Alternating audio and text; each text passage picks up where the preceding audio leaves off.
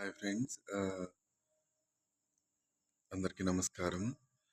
ఆమ్, శ్రీ గురుదేవ దత్త, జై శ్రీరామ. ఆ, ఈ మధ్య కొంతమంది సాయిబాబా వారి గురించి చాలా నీచమైన మాటలు మాట్లాడుతూ, వాళ్ళ నోటికొచ్చినట్టు మాట్లాడుతూ కొన్ని కొన్ని బాధాకరమైన మాటలు మాట్లాడుతున్నారు. ఆ, అందుకని ఈ వీడియో పోస్ట్ చేయాలని అనుకుంటున్నాను. యాక్చువల్లీ ఫస్ట్ ఆఫ్ ఆల్, బాబా వారు ఎప్పుడూ కూడా ఒక హిందువుని ముస్లింలా కన్వర్ట్ చేయలేదు.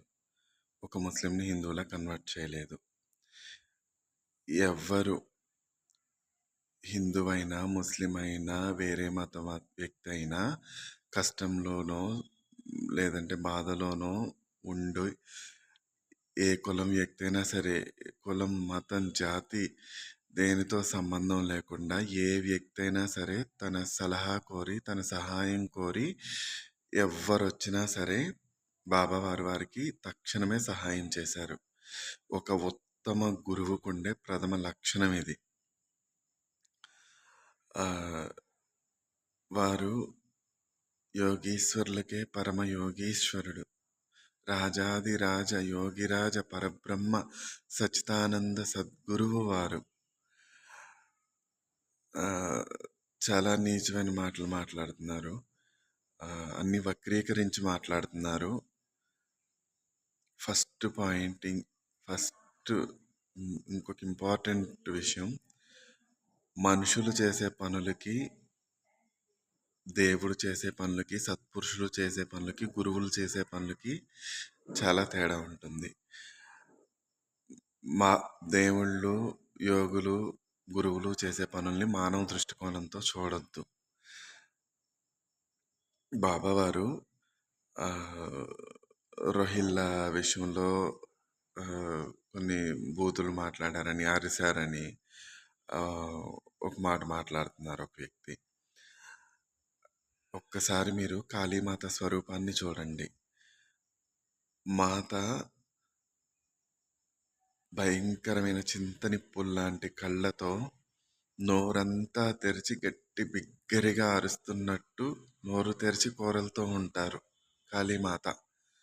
ఎందుకంటే చీకటి శక్తుల్ని, దుష్ట శక్తుల్ని తరిమి కొట్టడానికి మాత మహాగౌరి మహంకాళిగా మారింది ఆ స్వరూపంలోకి. అదేవిధంగా బాబావారు కూడా నవ్వుతూ సరదాగా మాట్లాడిన సంఘటనలు ఉన్నాయి. అదేవిధంగా రోహిల్లా విషయంలో వారు అరుస్తూ గట్టిగా తిడుతూ గట్టిగా మాట్లాడిన మాటలకి పరమార్థం వేరే ఉంటుంది. చీకటి శక్తుల్ని, దుష్ట శక్తుల్ని, చింపిరి వాటిని తరిమి కొట్టేటప్పుడు అలా చేసి ఉండొచ్చు బాబావారు. ఇంకొకటి, బాబావారు తమ 12 సంవత్సరాల తపస్సు ఫలాన్ని దునిలా నిత్యాగ్నిహోత్రంలా వెలిగించి తమ తపస్సు ఫలాన్ని అంతటినీ అందులో ధారపోసి వారు తమను ఆశ్రయించిన వారికి హృదయాల్లో ధర్మజ్యోతిని వెలిగించారు బాబావారు. అండ్ ఇంకొక మాట మాట్లాడారు కొంతమంది, బాబావారు వేషధారణ ముస్లింలా ఉంది, అది ఇది అని. ఎవరైనా ఒక వ్యక్తి ఒక గురువు ద్వారా కానీ, స్వయంగా సర్వేశ్వరుడి ఆశీర్వాదంతో కానీ, లేదా దశ మహావిద్యల్ని ఆరాధించి కానీ సిద్ధి పొందితే ఆ మనిషికి శరీరం కుచించుకుపోయి ఆరా అనేది దశ దిశలా వ్యాపిస్తుంది. రక్తమాంసాలతో నిండిన శరీరం కుచించుకుని చిన్నగా అయ్యి ఆరా శక్తి దశ దిశలా వ్యాపిస్తుంది. వారి శక్తి శారీరక శక్తి క్షీణించి ఆరా శక్తి విస్తృతంగా పెరుగుతుంది. వారు ఒక ప్రదేశంలోనే స్థిరంగా కూర్చుని ఉన్నా కూడా దూరంగా జరుగుతున్న సంఘటనలను కూడా వారు చూసి అక్కడ ఏదన్నా చెడు జరుగుతుంటే దాన్ని ఆపగలరు. మీరు ఒక్కసారి ఈ రోజుల్లో ఉన్న ఫేక్ గురువులు కొంతమందిని కాకుండా ఒక్కసారి స్వచ్ఛమైన నిజమైన గురువుల ఫోటోలు చూడండి. లైక్ కంచి పరమాచార్యులు వారు, ఆది శంకరాచార్యుల వారు, రాఘవేంద్ర స్వామి వారి ఫోటోలను చూడండి. వారందరూ తలపైన తమ శిరస్సు పైన ఒక క్లాత్ కప్పుకొని ఉంటారు తెరలాగా. అది నిజమైన సిద్ధి పొందిన గురువు అలా చేస్తారు. ఎందుకంటే ఎవరైనా వ్యక్తి సిద్ధి పొందితే వారి బ్రహ్మరంధ్రం తెరుచుకొని పైన ఉన్న దివ్యలోకాలతో ఈ ఈ బాహ్య శరీరం కనెక్ట్ అవుతుంది. ఆ దివ్యలోకాలు ఈ వ్యక్తిని పైకి లాగుతూ ఉంటాయి. అంతేకాకుండా ముక్తి కోసం సంచరించి పరితపించే ఆత్మలు కొన్ని ఈ ఈ దివ్య శక్తిని చూడగలవు. అవి వీటి చుట్టూతా చేరి ముక్తి కోసం పాకులాడుతూ ఉంటాయి. వాటన్నిటి నుంచి తట్టుకుంటానికి రక్షణ కోసం ఆ వారు ఆ దివ్యలోకాల పైకి వెళ్ళకుండా ఇక్కడ కిందే ఉండి ఇహంలో పరమార్థాన్ని స్థాపించడానికి ఇక్కడ ఎవరికైతే అవసరం ఉందో వారిని ఆశ్రయిస్తున్న వారందరికీ సహాయం చేయటం కోసం వారు ఒక తెల్లటి వస్త్రాన్ని వాటర్లో తడిపి పిండి ముడి వేసుకునేవారు తలకి. అది ఏ సద్గురువు అయినా సిద్ధి పొందిన గురువు అలా చేస్తారు. తలకి ఒక ఆ దివ్యలోకాల నుంచి లైక్ అక్కడికి లాగబడకుండా ఇహంలో పరమార్థం స్థాపించడం కోసం వారు తపస్సుని లోక శ్రేయస్సుకి జీవుల ఉద్ధరణకి ఉపయోగించడం కోసం ఆ విధంగా చేస్తారు. కొంతమంది ఇంకో మాట మాట్లాడుతున్నారు. బాబావారు మాంసం తిన్నారు, కొంతమంది చేత మాంసం తినిపించారు అని. శ్రీ శ్రీ శ్రీ పోతులూరి వీరబ్రహ్మేంద్ర స్వామివారు తన శిష్యుడైన సిద్ధప్ప చేత కుళ్ళిపోయిన జంతు మాంసాన్ని తినమని ఆదేశించారు సిద్ధప్పని. వారు ఎందుకు అలా ఆదేశించారు ఆ సమయంలో? ఒక ఉత్తమ శిష్యుడికి గురువు పట్ల ఎంతటి నమ్మకం విశ్వాసం ఉంటుందో అది బాహ్యంలో నిరూపించాలనుకున్నారు. మిగతా శిష్యులందరికీ చూస్తున్న జనులకి ఆ విషయం అర్థమవటం కోసం ఉత్తమ శిష్యుడు గురువు పైన ఎంత నమ్మకం ఉంచుతాడనేది నిరూపించాలని ఆ విధంగా చేయమన్నారు. తర్వాత వారే ఆ కుళ్ళిపోయిన జంతు మాంసాన్ని పరమాన్నంగా మార్చి సిద్ధప్ప చేత తినిపించారు. అదేవిధంగా బాబావారు కూడా ఒకవేళ నిజంగా ఏదన్నా ఇటువంటి కార్యం ఏదైనా చేసుంటే దానికి ఉద్దేశం వేరే ఉండవచ్చు. మానవ దృష్టికోణంతో అలా చూడకండి. మీ మనసులో ఉన్న మాలిన్యాన్ని, మీ నీచమైన దృష్టికోణాన్ని మీ మనసులోనే ఉంచుకోండి. దాన్ని బాబావారికి ఆపాదించకండి. మహాత్ములు చేసే కార్యాలకి మనుషులు చేసే పనులకి చాలా వ్యత్యాసం ఉంటుంది. ఎంతో తేడా ఉంటుంది. తనకి భోజనం పెట్టిన బాయిజామా కొడుకు తాత్యా పాటిల్ వారిని రక్షించడం కోసం బాబావారు తమ శరీరాన్ని త్యాగం చేయాలని నిర్ణయించుకున్నారు. ఈ సంఘటన ఈ నిర్ణయం తీసుకున్న తర్వాత బాబావారు వజా అనే వ్యక్తిని పిలిపించి వారికి 5 రూపాయలు దక్షిణ ఇచ్చి శ్రీరామ విజయాన్ని విష్ణు సహస్రనామాన్ని చదివించుకున్నారు. వారు ఈ యాత్రలో విజయం సాధించాలని. అందుకు విజయదశమి తిథిని ఎంచుకున్నారు.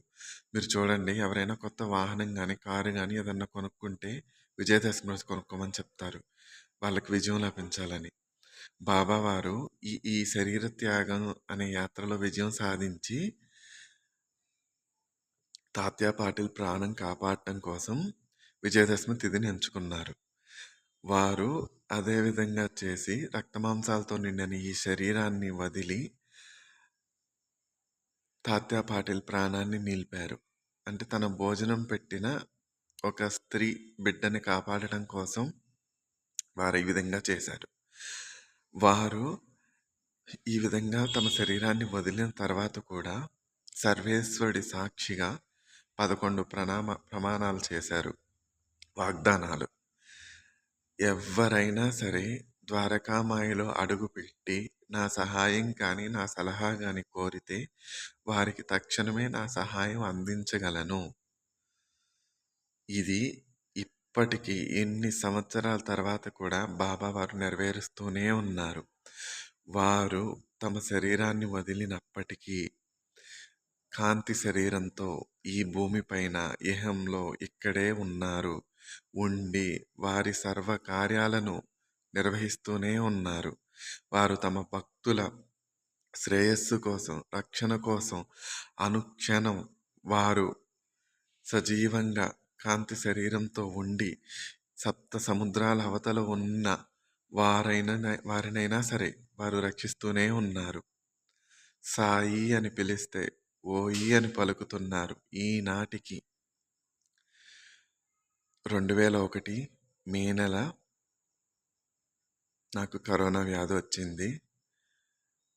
ఒక చిన్న గదిలో నిస్సహాయంగా అలా పడుకుని ఉన్నాను. మంచినీళ్ళు తాగటం కూడా కష్టంగా ఉంది. వాటర్ కూడా తాగలేకపోతున్నాను. అంత పెయిన్ ఉంది గొంతు దగ్గర. బాబావారి పుస్తకాన్ని నా గుండెలపై పెట్టుకుని అలానే ఉన్నాను. రాత్రి 11:45 సమయం ఒక తెల్లటి ఆకారం, తెల్లటి కఫ్ని ధరించి ఒక ఆకారం ఒక్క సెకండ్ పాటు అట్లా కనిపించి ఇలా మాయమైంది. నేనున్నాను, నీకేమీ కాదు అని. అది నిస్సందేహంగా బాబావారే. ఇది కల్పితం కాదు, భ్రమ కాదు. నేను నిద్రపోయి కల కనలేదు, నేను మేల్కొనే ఉన్నాను. నిస్సందేహంగా వారు బాబావారే, శ్రీ బాబావారే, సచ్చిదానంద సద్గురువు సాయినాథుడివే. నిస్సందేహంగా వారే. ఇందులో ఎటువంటి సందేహమూ లేదు. అదేవిధంగా ఎంతటి చీకటినైనా సరే కాంతిమయం చేసేవాడు గురువు. అటువంటి గురువుకి ప్రత్యక్ష నిదర్శనం శ్రీ సాయిబాబా వారు. వారు ఏ రోజు కూడా నేను దేవుణ్ణి, నన్ను పూజించండి, నన్ను ఆరాధించండి, మీకు వరాలు ఇస్తాను, ఈ విధంగా ఎప్పుడూ చెప్పలేదు బాబావారు. సబ్కా మాలిక్ ఏక్ హై. మీకు, నాకు, మనందరికీ పైన సర్వేశ్వరుడు ఉన్నారు. వారే అందరికీ యజమాని. నేను ఈశ్వరుడి కార్యాలు నిర్వహించేందుకు ఈ భూమి మీదకు వచ్చాను. ఇలానే వారు చెప్పారు. ఏ వ్యక్తి పాపాత్ముడు, పుణ్యాత్ముడు, కులం, మతం, జాతితో సంబంధం లేకుండా ఎవరు వారి పాదాలను ఆశ్రయించినా, ద్వారకామాయి మెట్లెక్కినా వారిని తమ బిడ్డలాగా భావించి వారికి వారి హృదయంలో ధర్మజ్యోతిని వెలిగించి వారి వారి జీవితాలను తీర్చిదిద్దారు శ్రీ సాయిబాబా వారు. సాక్షాత్తు శ్రీ సాయిబాబా వారు పరమయోగీశ్వరులు. ఇంకొక మాట మాట్లాడుతున్నారు.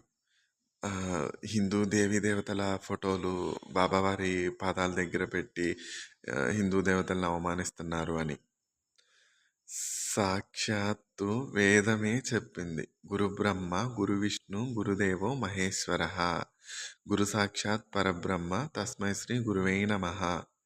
గురువు అంటే సాక్షాత్తు పరబ్రహ్మ. స్వయంగా శ్రీకృష్ణ పరమాత్ముడే ఈ విషయాన్ని నిరూపించారు.